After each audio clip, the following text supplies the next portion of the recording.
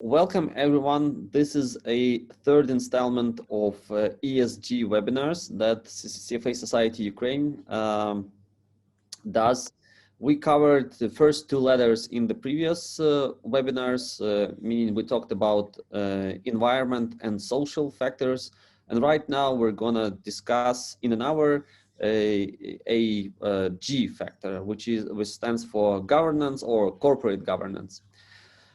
Here with me, I'm delighted to present you a team of seasoned corporate governance professionals. And I'm gonna introduce them all and we commence to the discussion.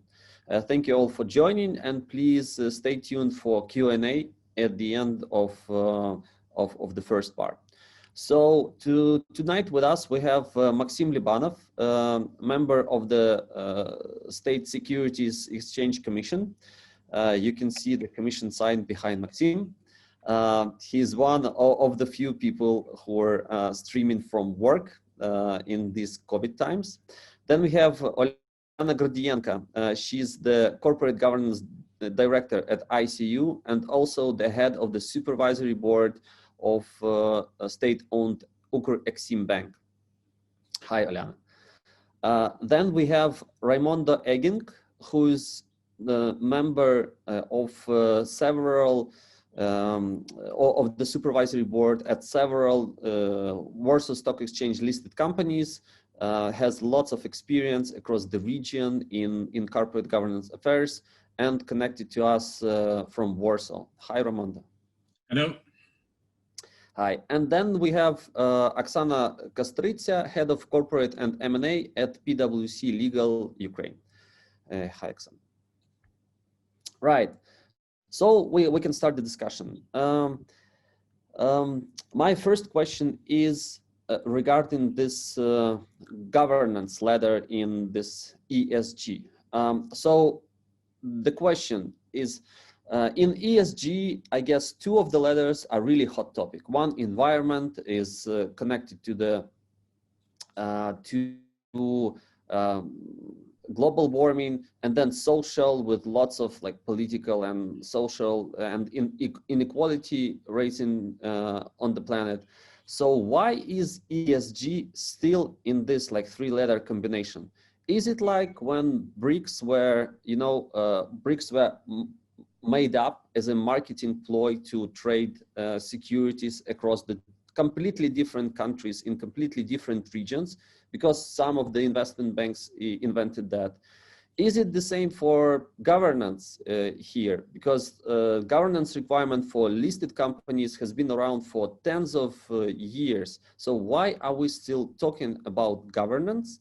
And why is it still important now? And I would like Raimondo and Maksim to kind of start the discussion. Well, I would say that governance is always important, simply because it sets the rules of behavior of organizations, of people, that allows to come to decisions that take into account the interests of all different groups. And from my perspective, environmental issues, societal issues, social issues, they're obviously very important, but still they capture only a part of all the problems that organizations have to deal with. If I can relate to the current crisis that we're in, which obviously is the pandemic, I would stress that governance or a lack of governance by several governments all around the world is clearly reflected in the outcome in terms of the numbers of sick people and deaths. So that shows that governance is always important. Now that is the political level. If you take it to the corporate level, actually there's not so much difference. I mean, corporations have employees. Large corporations may have large numbers of employees, and they have certain responsibilities to protect those people. Now, different organizations may have adopted different approaches to this. Now, I would, as an individual, I would not be happy to be working for a company that takes the same approach as President Trump has done, right? Just to name an example. So when I look at companies here in Poland, actually, the approach has been very different. I mean, people were really focused on protecting employees, making it possible for them to work at home, and then if somebody does get ill, to provide the proper support. So governance is always important. It's just not hot news today because something else is, but it will come back.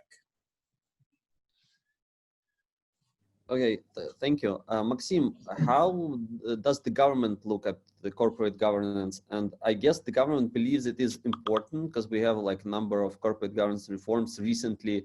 Why is it so, and why now? I would say that governance, it's what make a company like, I would say even more wider. You have a house and then order. And corporate governance, it what makes a difference, what make from house and order. If you don't have a proper corporate governance in a company, then most likely you will have a total chaos in that company when shareholder will intervene in authorities of supervisory board, when management board will be total out of control, and etc. So in my point of view, corporate governance is a cornerstone which makes a company being proper managed and being proper governed. Yes, and from state point of view, from government, yeah. It's very crucial when we're talking about state-owned enterprises, for example, yeah, because in most cases, if we don't have a proper corporate governance set in that company, then there will be a conflict of interest between all stakeholders. There will be a lot of political interference in how company is managed, and in more general, there will be difficult to say why such company should exist, and why government or a state should be owner of such company. So I would say that corporate governance is an instrument which helps shareholder to proper run its company, to achieve goals which are in front of that company. Thank you, Maksim. My next question is to Olyana. What do you think about that? You're a chair of supervisory board in a state-owned bank. Is it like true what Maksim has just said? Does it allow you to do things and like govern properly? And then the next question is like, what do you receive when you have a good, properly functioned corporate governance? Is there any like tangible benefits to that? Not just the company would run better, like more practical things. Okay. Well, I can't disagree with what Maksim said, just because I'm a polite person. I think, I mean, we can discuss benefits from not even having a good corporate governance, but even the strive to have a better corporate governance already helps. It's like democracy, you know, it's difficult to say if we have a democratic state, but I mean, the intent to be democratic is already important. So that's the similar, and it's not only for state-owned companies. The tangible as you mentioned, I'm working for a private company as a corporate governance advisor, and I'm part of the corporate governance framework in a state-owned bank. In both cases, the tangible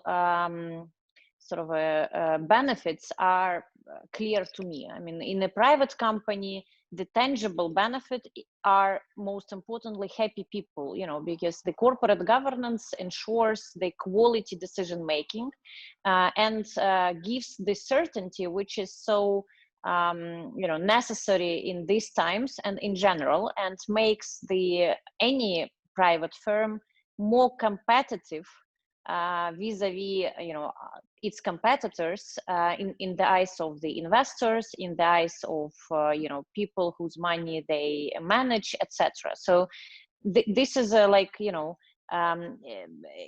think we can't say it's fashionable, but it definitely gives you sort of a heads up if you compare to your competitors, and with respect to clients, with respect to employees as well. In the state-owned bank, well, the tangible benefits, if the Ukreksim Bank would not have a supervisory board, it wouldn't likely be able to place its bonds last year. If the corporate governance would not be on the agenda of a state-owned bank, then the any transformations would be not possible. I mean, you would never attract professionals from the market. You would never be able to put the bank into a different direction. You would not be able to enhance relations or dialogue with the shareholder, and the bank would operate in a manner in which it used to operate. I mean, we will know in a couple of years if all these changes were for better, but the whole process, I think, already improved decision making, and also the perception of the bank, of the state-owned bank, in the eyes of the investors, donors, employees, and general public. It should, at least it should achieve this. Thank you. And also, I would like to ask the speakers to chip in or comment any views that you see fit, if you feel inclined to. Raimondo, do you feel the same, that's like the corporate governance has the same value, for example, like bonds placement or capital markets placement in the West? What's your experience? And then how corporate governance works with implementation E and S, like environment and social parts of ESG? Right. Well, Olyana gave excellent examples from her bank. I think the ability to place bonds means the ability to access capital. But there's also a rich body of research. If you follow the Financial Analyst Journal, for years already, there's a lot of research about the relationship between good or bad corporate governance and valuations of companies on stock exchanges. And what we know, it goes more or less like this. If you have good corporate governance, then the risk of the investment in a company is less. When the risk is less, then the cost of capital goes down. If you do a DCF and the cost of capital goes down, then the valuation goes up. And actually, people have been able to measure the impact of this mechanism over a number of years and a number of countries, where, if I remember well, in the case of emerging markets, where the effect is, for understandable reasons, largest, the valuation effect can be up to 20%. That is quite reasonable, actually. So I think that is very significant because you get access to capital at conditions that are much better to the company. Now, one thing is that the existence of correlation between governance and valuation does not mean that there is a causal relationship. That is still being studied, but also here progress is being made. Actually, people are starting to zoom in what the ultimate clarification is for this effect. So it's lower risk, lower risk. Thanks. You've been in a number of boards of companies. Did you feel or experience firsthand the different like levels of development of corporate governance? Like in companies with poor corporate governance, the things went worse than in other companies. Does it work that way?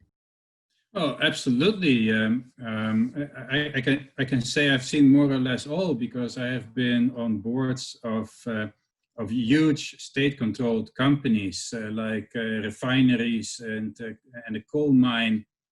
I've been on the boards of companies that were dominated by large strategic investors.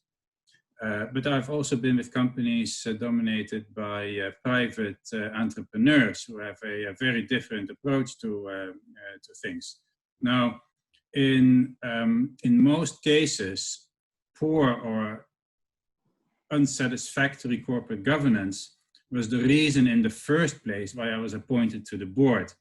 Because as a CFA charter holder, I work most closely with fund managers, pension fund managers, and they put me on the board when they're not happy about corporate governance at a company, and I work to improve it. But what I also see then is that if during a couple of years of work together with the company and the management and the largest shareholder, if you succeed in bringing the corporate governance levels up, then usually that is also reflected in the valuation of the company, the way it is perceived by a broad range of investors. I must add, though, that it's that I've not always been successful, obviously, because here on the Warsaw Stock Exchange, just to give an example, we have in the past had companies with strategic shareholders who were not exactly excited about being listed in the first place. I have a strategic shareholder, he owns 52%, and he would really prefer to delist from the stock exchange, acquire all the shares. But when that happens, his motivation is to buy as cheaply as possible. So he's not interested in showing good results. He's not interested in paying dividends. He's not interested in analyst meetings or any or corporate governance. So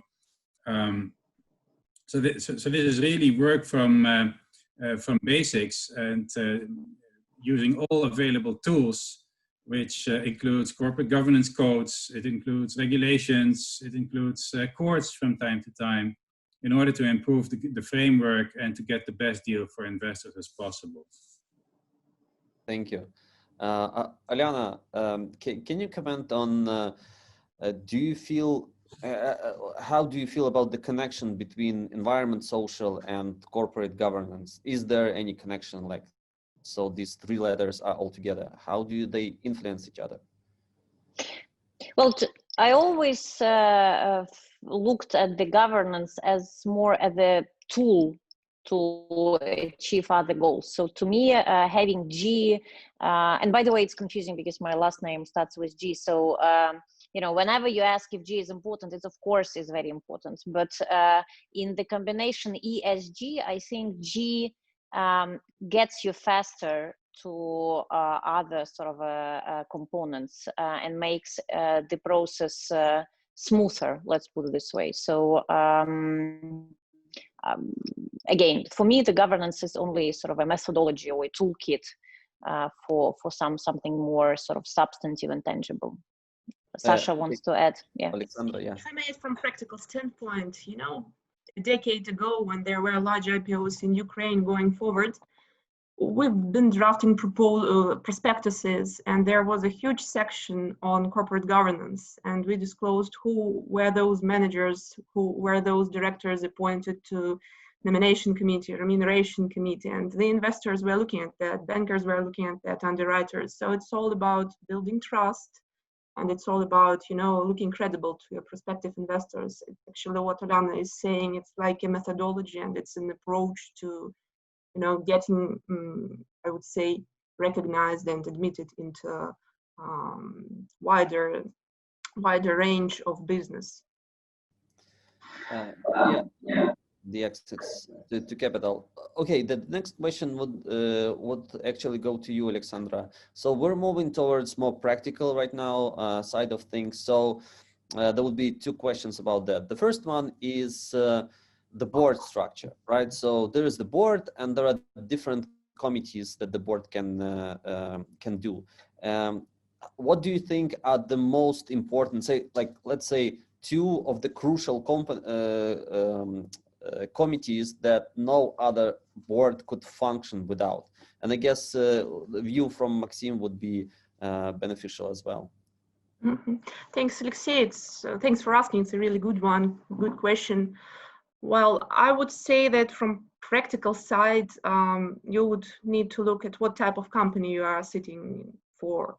So if it's a production company, you know, lots of pollution, air emissions, then perhaps you should have your integrity committee so that it oversees how you're dealing with environment, how you're dealing with all interest groups, you know, local communities, etc., etc. Or if it's a financial company, then perhaps you would need a risk management committee so that they keep an eye on your strategies, on your portfolio management, right? So to avoid major risks.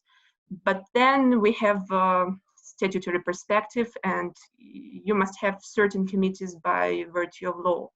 So here in Ukraine, finally, in public joint stock companies and state-owned joint stock companies, you are required to have those committees I've just mentioned, the class triad. So the nomination committee, the remuneration, and the audit committee is now a must for public joint stock companies. And last but not the least to this discussion is the requirement of our audit law, and it's specifically why I'm here and I want to mention it. We must have audit committee in public interest entities and large entities. I don't want to, you know, dwell upon notions a lot. So, for example, in case you are a bank, as Olyana mentioned, or in case you are a simple limited liability company with 250 employees and more, and you know, net assets of 40 million euros, then you are a large entity, and then you must have an audit committee with certain requirements, with certain disclosure requirements. And this is all in line with the European directive on statutory accounts. So Ukraine is slightly implementing these rules into its legal landscape. And it's been a surprise to some of our major clients 2 years ago when we've been called to help them, you know, establish an audit committee. And it's actually a good piece of, it still keeps us busy. Okay. Besides making consultants busy, Maksim, were you at the initiation of this clause, I guess, in the law that required like having audit committee, or do you know anything about that? Why is it important in your view? Yes, I would say could say that I was in the very beginning of the process of this legal amendments which were introduced, I think 2 or maybe even 3 years ago, when committees of supervisory board were introduced in Ukrainian legislation. First, it was in law on joint stock companies, and a new law on audit arrived, and I totally agree with what was just said by Oleksandra, that for PIEs and for public joint stock companies, we have a number of legislative obligations for supervisory board to establish a various number of committees, audit committee, one of them, remuneration, and others as well. Now we have a new law arrived on capital markets, which requires from financial companies to establish a risk committee also as an obligatory, and then I would say that to answer for other companies which do not have those obligations arriving from legal framework, they should first decide for their own what they achieve, what they want from supervisory board as a feedback, what tasks they have in front of the board. And as an answer to this question, they will have an answer which committees supervisory board should establish, because for some companies it's very crucial to establish, for example, ethics committee. For some companies, it's very crucial to establish investor relations committee. So it depends on what type of business company runs and what expectations from the board and what tasks in front of the board set by the shareholders. Oh, thank you. Olyana and Raimondo, beside the legal side of things, which is required, could you comment on the practical side of things, like which committees actually help supervisory board to perform like most efficiently? Anyone? Well, I have most experience with audit committees, and in most companies where I sit or sat on the board. I also chaired the audit committee, and as a CFA charter holder, I've always paid a lot of attention to financial reporting, the quality of the reporting, and the quality of the statutory audit.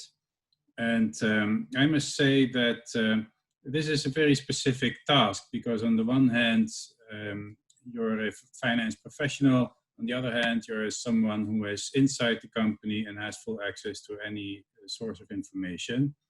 And let me tell you this, in most companies, I find errors in financial statements before they are published. So we still have time to correct them. And actually my personal record is an error of 300 million zlotys, which is $100 million at the time.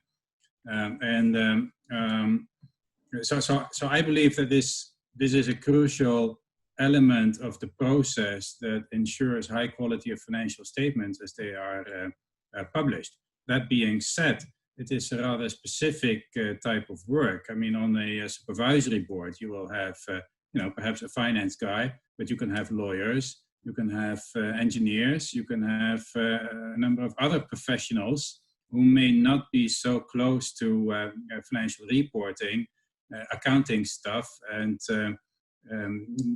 not even being unwilling, but simply not being able to take active part in such a discussion. So the supervisory board is just not the right forum to have to do this kind of work. That's why you have a committee.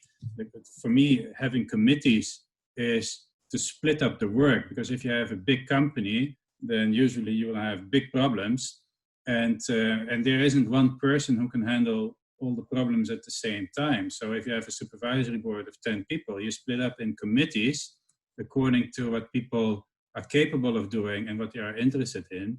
And that way you simply improve the performance of these supervisory board members. So that's how I look at committees. But audit committees, I think, are really the crucial ones. Olyana?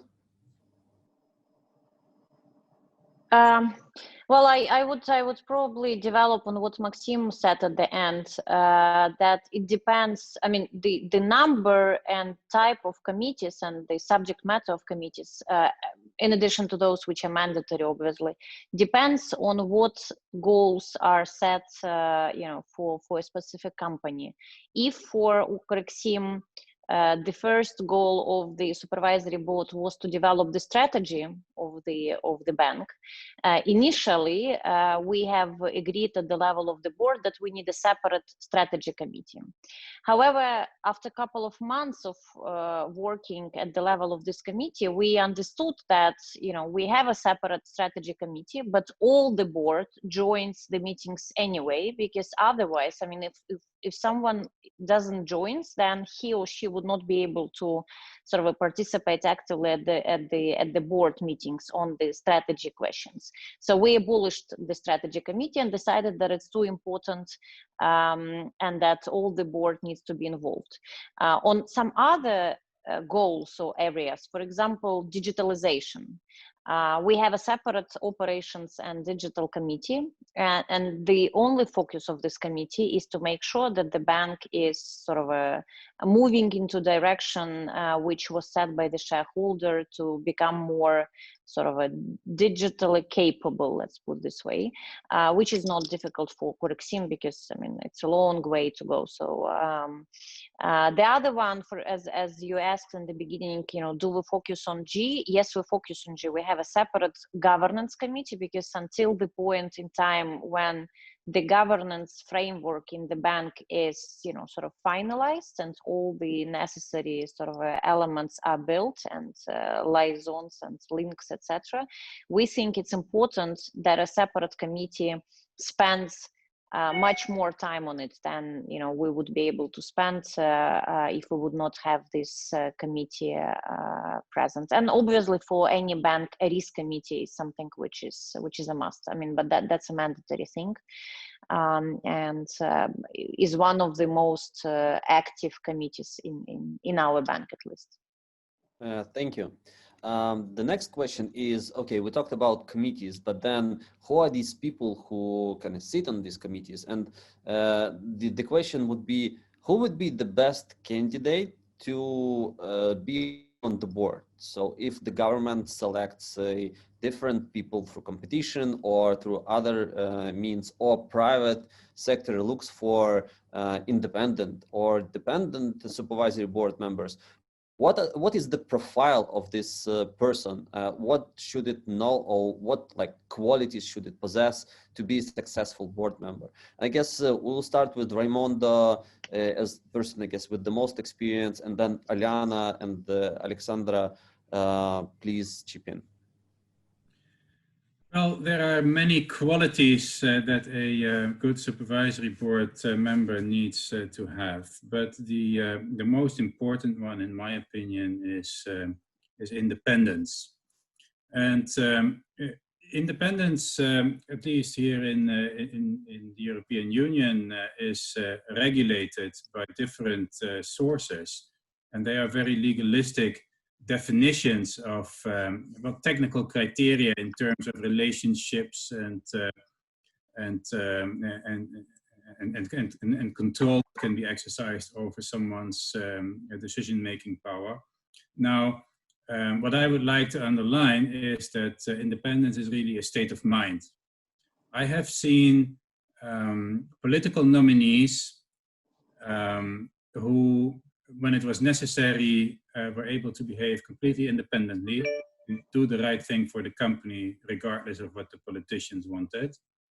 And also, I have seen people who absolutely met all the formal criteria for independence, but simply did not have a state of mind that allowed them to do any independent thinking. So this is a tricky one. I mean, you need to test the legal criteria, but you also need to look at the ability of a person to draw his own conclusions and to admit that there are some things that he knows, but there are other things that he or she does not know. So you need to get some advice. And then the ability to confront different opinions in order to have a good view of what is in the best interest of the company. That is my favorite, and I will leave the others to my other panelists. Olyana? Yeah, I thought Sasha unmuted, so I was waiting for her. So, yeah, I mean, to follow up on what Raimondo just said, I think that's also one of my favorites, but in a positive way, not as a negative criteria, but as a positive criteria.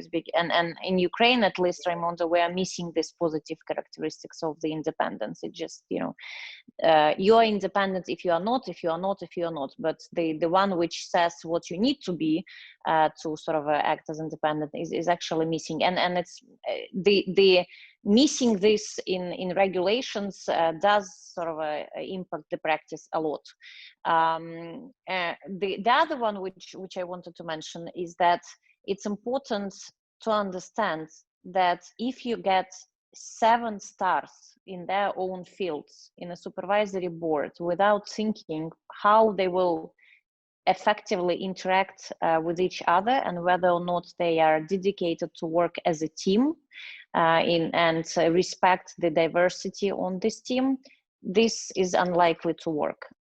So the profile for each individual board member is important, of course, but what is very important is to have a general profile, and of the board, and make sure that the candidates whom you have, they will be working as a team together. Of course, I mean, the chair of the board will need to sort of ensure this, but it's difficult to ensure if the original design of the board was not thought through. And when a person is joining the board, and by the way, Maksim and I had recently had a discussion of one of the candidates for a board which already is operational, there is a vacancy. So the proper questions to ask: who are else on the board and what I can bring to this board? How do I add value to the board? And are we sure that my competences are exactly those which they are lacking to sort of get where they need to get? And also, will I be able to contribute considering the sort of the existing composition of the board and other members as well? So will they let me sort of speak up and contribute? So I think the importance is to understand that this is a collegial body which needs to work together, and if it works efficiently, then you can achieve what you need to achieve. If even if you have great board members, but for some reason they don't work together properly, then the governance will be from little j. Yeah, so the board is a team. Oleksandra? I fully agree with Olyana. Well, we should also not forget about formalistic legal approach. So sometimes it's inevitable to have some educational background, like for audit committees. You should have at least one person in your committee with audit or accounting background. So you can't actually build this policy without understanding what you're actually talking about. So for me as a lawyer, it would be very difficult to understand. Also, there is a common sense approach, like diversity. It's a very common plot nowadays, but what I see in many of my clients, where you have less white middle-aged males, the more productive the board is. And actually, it's not just me saying, it's Harvard Business Review also, so you can check the quote. I don't want to appear like very sexist in this context, but still. No, really, the diversity is a technology, and if you manage to implement it, you reap the rewards. If not, then you're in this regard like everybody else. Maksim? Yes, I would like maybe to bring us back and one more time highlight the idea that before you have the process of appointment and searching for candidates, you first should decide what purpose or what for you are looking, what your expectations from the board, and why do you need or what competence you need in the board. I just want to bring one practical example. from one of very big Holland company, which is producing harvesting vehicles. And 20 years ago, in the beginning of 2000, they decided, the owners of that company decided that they need a competence in, no, they bring to the company one of the former specialists from NASA, US National Air and Space Agency. And in first point of view, what for do you need a space specialist in a company which produces harvesting machines? And then the answer is that they looked in the future and decided that they need to bring autonomous driving for the harvesting machines, and they need the proper connections with satellites and with GPS navigation systems and all other things. And for this exact goal, they decided to bring this specific competence to the board. The person sits on the board for 3 or 4 years and then exit the company because the goal was achieved. And for me, this is a very good example when first you decide what you need, what you expect from the board, and then you look for person which meets your expectations.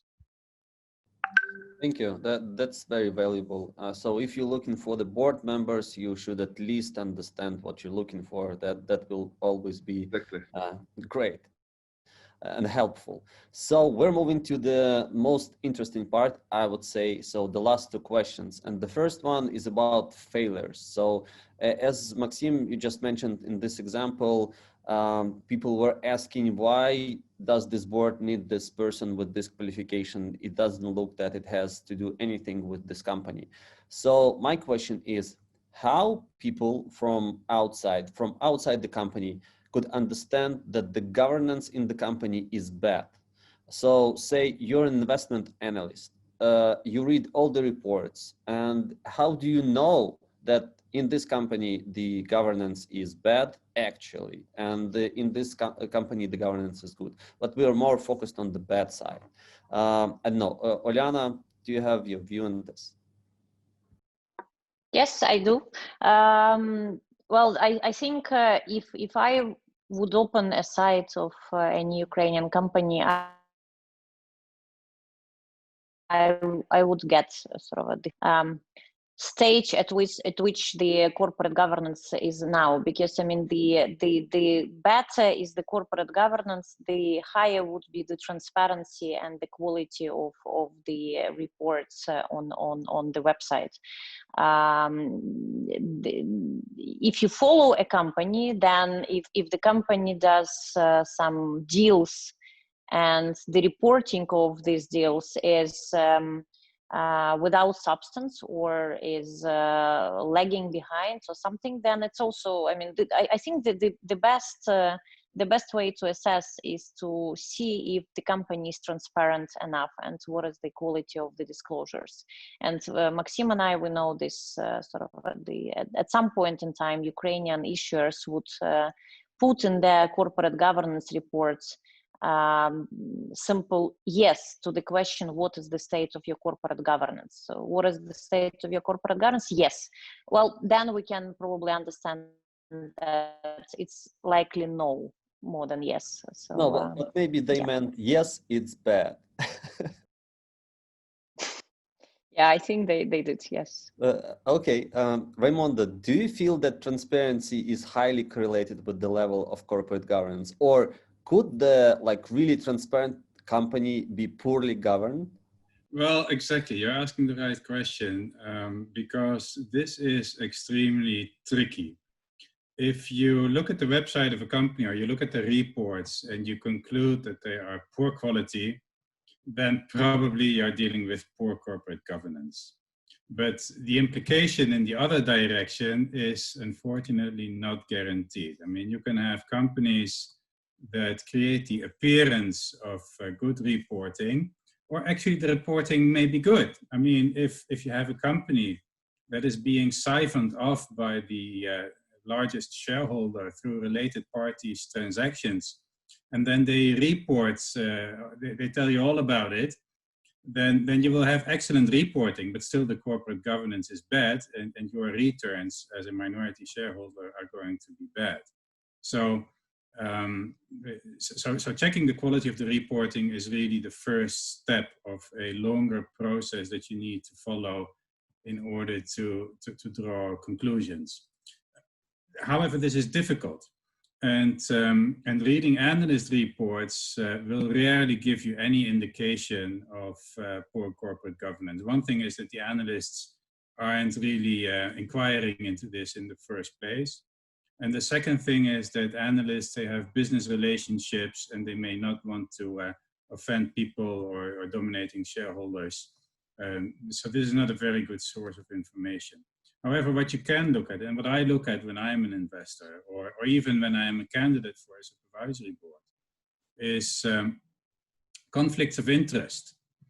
Before I engage with a company, I try to get a full picture of what are the conflicts of interests that are inherent in this business. And conflicts, smaller or bigger, they will always appear, but it is really the scale and the relevance of these conflicts of interest that may or may not determine how the corporate governance inside the company works. If the only conflict of interest is the size of the bonus of the CEO, well, that's manageable. However, if you have a company that sells 95% of its production to its largest shareholder, and I'm not making this up, I was on the board of a company like that, then that is a major problem. You know, there's always going to be a discussion about transfer pricing. Another indicator that you can look at is dividend policy, right? Because companies that do not want to generate returns for shareholders, they usually don't pay good dividends. So this is a good indicator. And then obviously investor relations engagement, which is not just creating reports and putting them on the website, but it is also answering any questions that come in from shareholders or other interested parties. So this is actually difficult. And at the end of the day, what is decisive for me is a good knowledge of supervisory board members. I mean, I always look who is on the supervisory board, who do I know, or perhaps I know someone who knows them, and then you go directly to the source of the information on what it really looks like from the inside. Thank you, Raimondo. Great view. Maksim, Oleksandra, do you want to comment, or we're moving to the next question? Well, if I may add just one point, for example, we developed a tool quite a while ago called ESG Pulse, and it allows to check and benchmark your company against your industry peers and see how you're doing, you know, in certain time frame. So there are also technological tools helping to assess whether you're doing better or worse compared to previous years. Do you know what goes into the G component there? Well, it is built on industry standards and best practices. So everything is included, and it's like, you know, substitute for ordering something from consultants. Great. Maksim? No?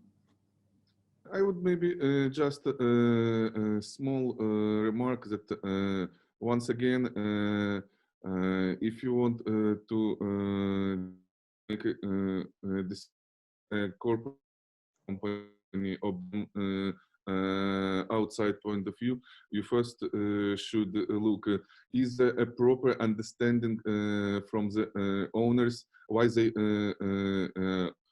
own this company and what is the purpose of the owning of this company.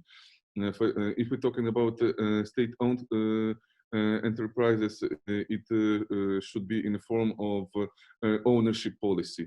If it's a private company, then it should be at least in the form of a strategy of the company, which should be adopted properly. And if there is no such document in company and it's not available, then there is some not working proper in this company. Great, thank you. So we're moving to our last question, and then we'll go to Q&A. So anyone's viewing this, please, if you still have any questions regarding corporate governance, please input them into a chat window, and then we will take them. So the last question is, we discussed why is it important, how does it function, which are the bad examples, and the last one, I guess, even more interesting, how much does it cost? So there's a great debate in Ukraine about the salaries of the supervisory board members, both in the government and in private sector. So what's the truth? Olyana, could you start? If you don't mind, I would better ask Raimondo to start first, because I'm prejudiced. Well, I can give my opinion, and I will. No, okay, yeah. Raimondo, do you have discussions like that, like about the remuneration of board members in state-owned companies, in private companies, in EU, or it's set in stone, everybody knows that you should pay that much and that's it? Well, here, historically, obviously, we have a lot of companies that either are state-controlled or were state-controlled and still continue certain practices from the times when they were state-controlled. In state-controlled companies, the compensation of managers and supervisory board members is regulated by law. And these are not very large amounts. Depending on the size of the company, you need to think about, I think it's like 1,200 euros per month per person. So you know, if you multiply that by 12, that is like 15,000 a year, and then 7 people on the board, you have 100,000 euros. So that is like ballpark 100,000 euros. And then obviously you need to get some secretarial work, some legal work, some travel costs, and that's it. And yes, there's discussion about it, because the level of regulation and responsibility that is borne by supervisory board members, it is going up very rapidly. This involves much more time that you need to spend on the job, and obviously the private sector is competition here. So my personal opinion is that this is hugely underrated. And I understand where it comes from. It is, it's socially sensitive, because the public opinion, the way they see it, is that at state-owned companies, the government basically sends, friends and family to be members of supervisory boards. So they really don't do anything. So they get 1,000 euros for nothing. Now, obviously, if you don't do anything, then 1,000 euros is a lot. But if you do good work as a supervisory board member, and you have a certain market value, I certainly had as a CFA charter holder. There's just no way that you can justify these board fees by comparing them to market rates. So Poland, it definitely is not like the UK or the States, where you have huge board fees. By the way, this is not just a Polish thing. It is pretty much true, the same all over continental Europe. Board fees over the last 20 years, they have come from a pretty low level, and they are slowly catching up with the Anglo-Saxon world. However, the argument that I'm making is that at least here in Poland, it doesn't cost you so much, as long as you are a listed company that is not not very small. But I think the right question that should be asked here is not how much does it cost to get good corporate governance. It's the reverse. How much can it cost if you don't have the right corporate governance? That is really the question that you should be looking at. Because good corporate governance means eliminating risks. And the sad truth is that if you avoid a risk and it doesn't happen, then nobody reads about it in the paper, right?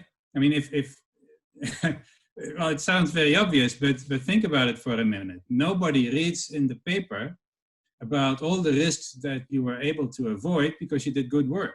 Right? So it's not a sensation. What is a sensation is where the board didn't get it right. An example, I'm sure you will have heard about it, is Wirecard from Germany. Well, you know, Germany, very conservative, very, top quality in many respects. And clearly something went very, very wrong at the level of the supervisory board over there as well, right? And it's costing billions. And that is a true cost of not having good corporate governance.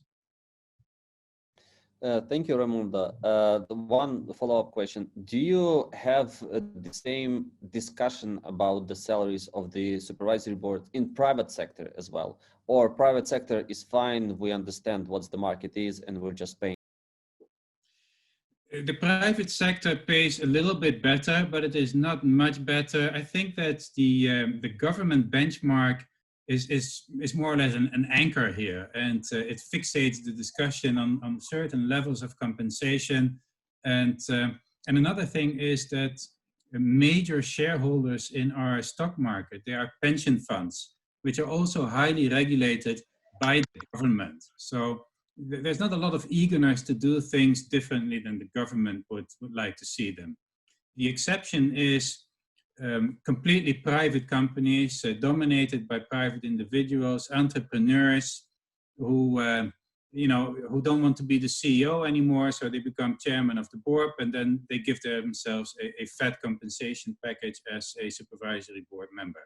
Now, that is not something that that I support either. I mean, that is not the right approach either. Okay, thank you. Olyana, is anything relevant to Ukrainian experience here?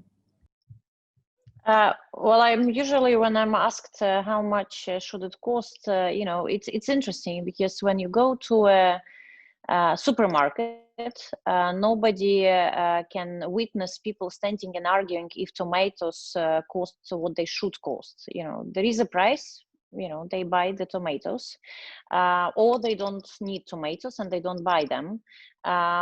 So for me, you know, the question how much a supervisory board member for a state-owned company in Ukraine should cost is how much, you know, a person who qualifies agrees to be paid for this amount of risks and time and reputational risk for him or herself. So it's, you know, it's whatever the market offers. As soon as Ukraine will have a lot of qualified Ukrainian directors, they will compete between themselves, and the price may potentially go down or up. You know, depends on how the whole system will work. The question you asked as a follow-up question to Raimondo is actually less debated publicly in Ukraine, but I think is more interested, because if I would be a shareholder of a private company in Ukraine, where the benefits of the corporate governance are still not, proved, let's put it this way. I mean, there are examples of foreign companies, listed companies, etc. But everyone says, I mean, how does it, why it is relevant to me in Ukraine? That would not work the same way, etc. So they need to sort of invest in something which may or may not bring you, tangible benefits in a couple of years. That's what is difficult for Ukrainian shareholders. And obviously, when you first tell them the price of an independent professional director, the eyebrows are usually rising. So and then you need to sort of take examples which people would tell you they are not particularly relevant for Ukraine, or they may not be relevant to Ukraine, but you still need to pay upfront, make an advance investment, and then see if it works out or not. So that's a bit tricky, I think, for Ukrainian businesses, and that's why a lot of them turning into having corporate governance and boards, but with their friends working pro bono, which would be difficult to achieve and show the best of corporate governance, because obviously the professional directors are not always, or should not be, motivated by money only, but it's difficult to find the proper level of dedication and responsibility if that's based on a friendship and just this light commitments, let's put it this way. Yeah, you mentioned a great topic of where Ukraine could get those board members when in Europe, for example, you have lots of retired CEOs or C-level executive from different companies, big and small. That is a big pool for board members. Whereas in Ukraine, we're still in development. We don't have that many retirees because the country is really new.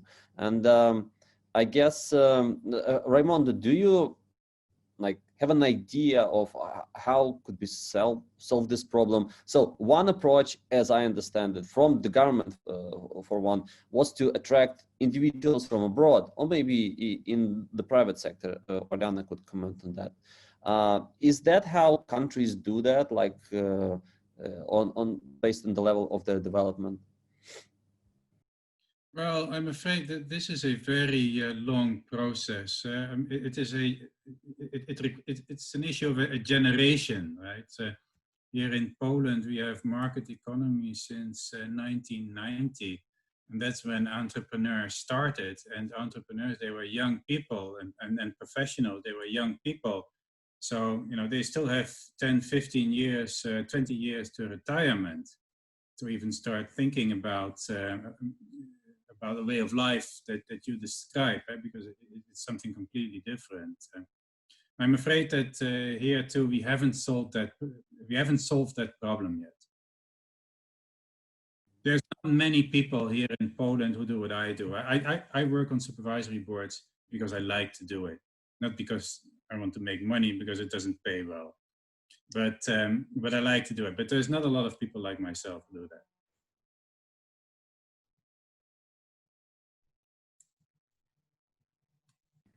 And Olyana, how do you approach that? Do you have some ideas, or how do you advise anyone when they're looking for a board member? Either look inside Ukraine or outside, or a combination?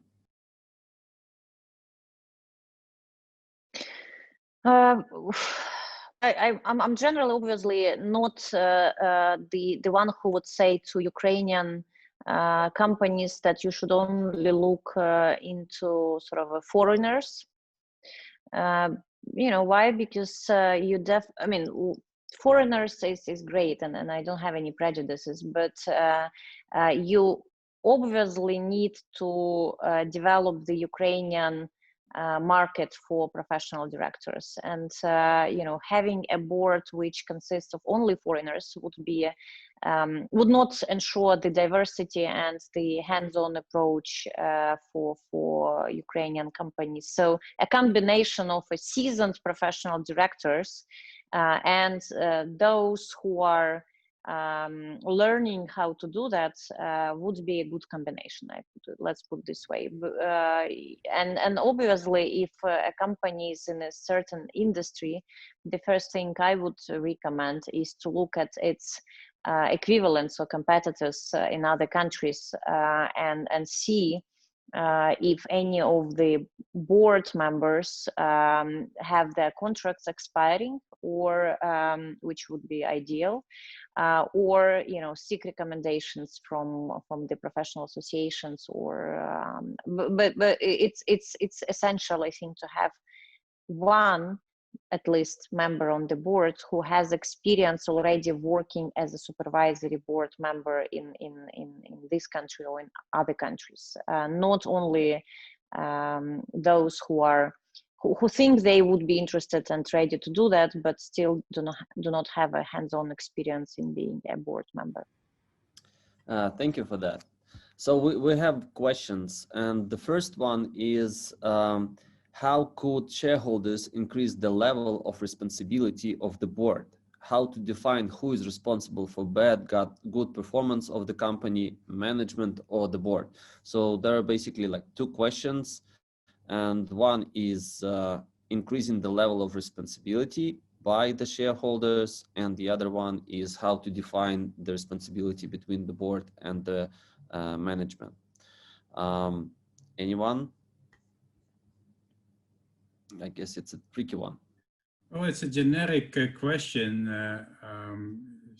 Obviously, everything will depend on what the underlying problem is, but I would say that if this is a fund manager asking the question and owning a significant amount of stock in the company, then I would say, well, go look for an independent professional director and appoint this person to the board, and that way you create accountability to yourself and other similar fund managers.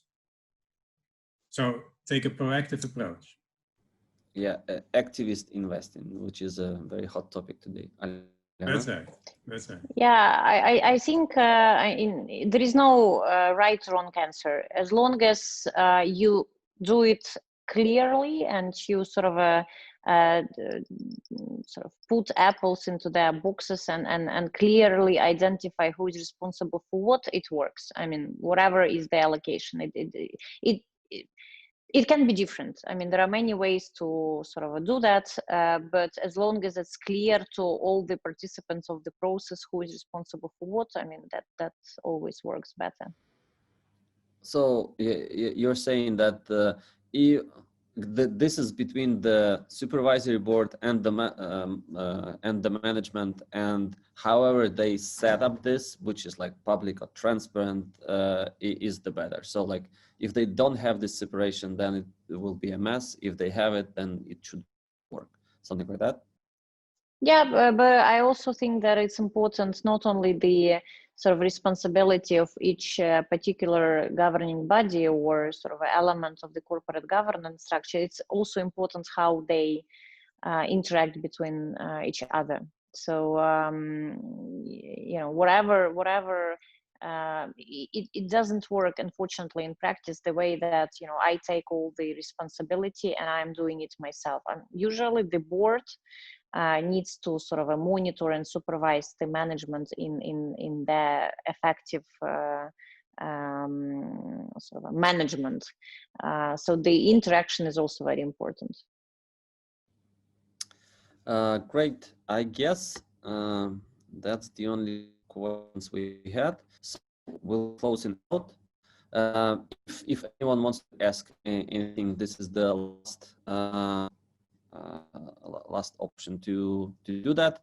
If not, then I thank you all the participants for participating in this talk. I believe it was very interesting and insightful, and we all learned a lot about the different sides of corporate governance, from why it is important, why it is urgent now, to the practical side of things, which of the committees should be on the companies. And it's okay to have different committees at different stages of development of companies regarding the goals.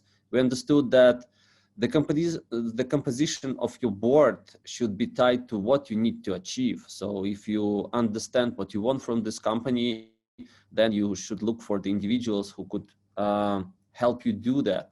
We also talked about the audit committee, which is a crucial part of any board, because it involves a lot of decision regarding lots of money. And if you don't understand, there should be at least one person on the board who understands the financial statements.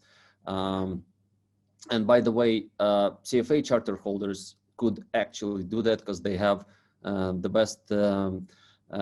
best specialization in the world or education in the world regarding that. And we also talked about how to spot bad corporate governance, which is usually when the website is bad and the transparency is low, then the governance is bad. But there are more tricky things, how to spot good corporate governance. It depends on lots of things, and you should look deeper and talk with the board members. And the last question was about the cost of all that. And the interesting thing for me was that the cost of the failure of the bad corporate governance is much, much higher than any kind of salaries that that anyone is paying. But the discussion about the salaries in state sector and in private sector is not just uniquely Ukrainian, it's also in the EU and our neighboring countries. I guess that's it. Thank you all for being here. It was a pleasure to moderate this discussion. Thank you.